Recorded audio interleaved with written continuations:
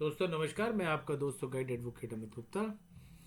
GST की आज की श्रृंखला में हम सेक्शन 65 का जिक्र करेंगे। सेक्शन 65 कहता है audit bye tax authorities. Chapter 13 में डिफाइंड है ऑडिट। सेक्शन 65 इसका है जिसके अंदर सब सेक्शन 7 तक क्लैरिफिकेशन है या डेफिनेशन है।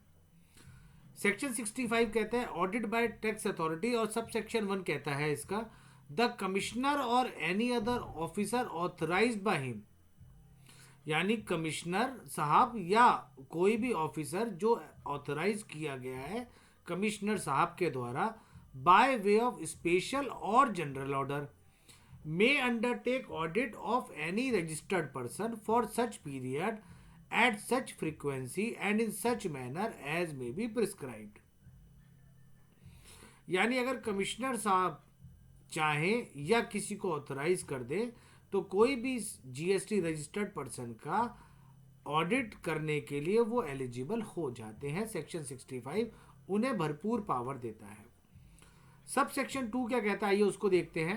The officer refer to in sub section 1, यानी कमिश्नर साहब या जो लिखा है और any other officer authorise may conduct audit at the place of business of registered person in their office और इन देयर ऑफिस। इसका मतलब हुआ कि हम उसके प्रीमाइसिस में भी ऑडिट कर सकते हैं और अपने पास कागज बुला के भी ऑडिट कर सकते हैं।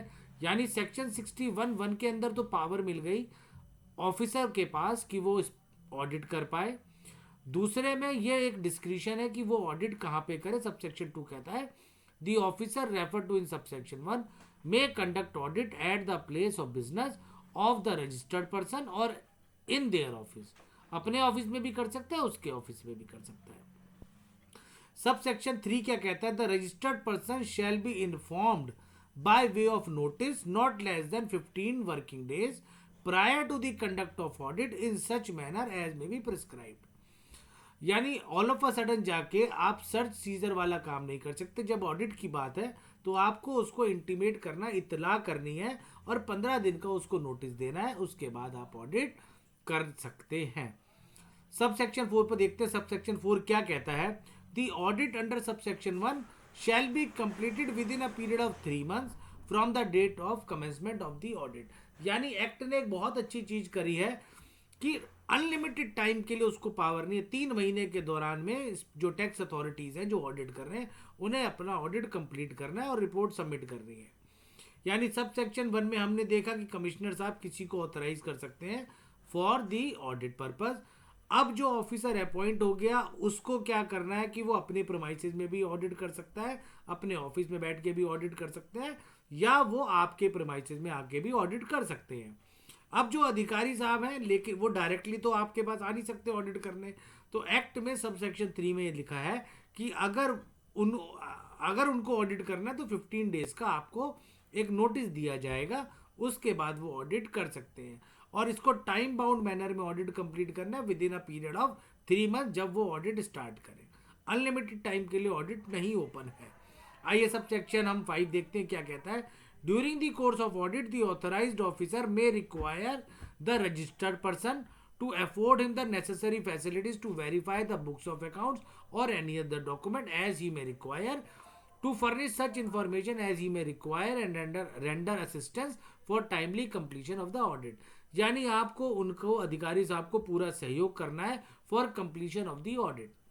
आप ये नहीं कह सकते कागज नहीं है हम उपलब्ध नहीं करा सकते, बताएंगे देंगे, कोई एक्सक्यूज नहीं है। आपको उनको सारे कागज को प्रोवाइड करना है ताकि वो एक एंड रिजल्ट पे पहुंच पाए और सक्सेसफुली ऑडिट को कंप्लीट कर पाए। आइए चलिए सब सेक्शन 6 देखते हैं। On conclusion of audit the proper officer shall within 30 days inform the registered person whose records are audited about the finding his rights and obligation and the reason of such finding. यानी कोई भी finding है positive negative उसको communicate करना है ताकि वो उस पर अपनी प्रतिक्रिया दे पाए।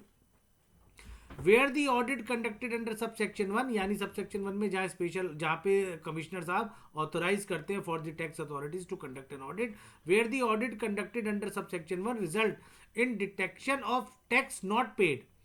यानी ऑडिट के दौरान अगर ये पता चलता है कि टैक्स नहीं पे करा और शॉर्ट पेड और एनोनियसली रिफंडेड और input tax credit wrongly availed और यूटिलाइज द प्रॉपर ऑफिसर में इनिशिएट एक्शन अंडर सेक्शन 73 और सेक्शन 74।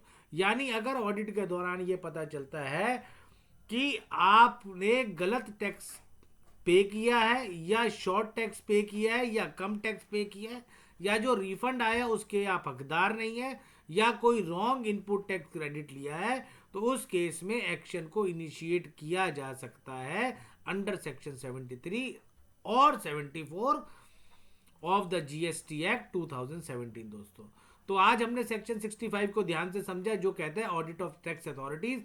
अगले वीडियो में हम स्पेशल ऑडिट को थोड़ा ध्यान से समझेंगे जो सेक्शन 66 में डिफाइंड है कि स्पेशल ऑडिट क्या कहता है। अभी हमने tax audit bye tax authorities को समझा है। मैं ये रिपीट वीडियो भी बना सकता हूं अगर मेरे पास चैट बॉक्स में क्वेरीज आई कि एक बार इसको और डिटेल में एक्सप्लेन कर दें और इसके साथ सेक्शन 73 और 74 को भी कवर कर ले।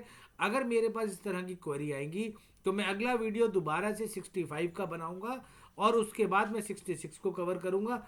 लेकिन अगर मेरे पास इस तरह की कोई क्वेरी नहीं आई तो अगला मेरा video section 66 of GST act 2017 पे रहेगा। दोस्तों चलिए नमस्कार, आज के लिए इतना ही। अगले वीडियो का इंतजार करें। बाकी एक प्रार्थना है जाते जाते कि मेरे चैनल को लाइक करें, सब्सक्राइब करें और बेल आइकन को दबाना ना भूलें। नमस्कार।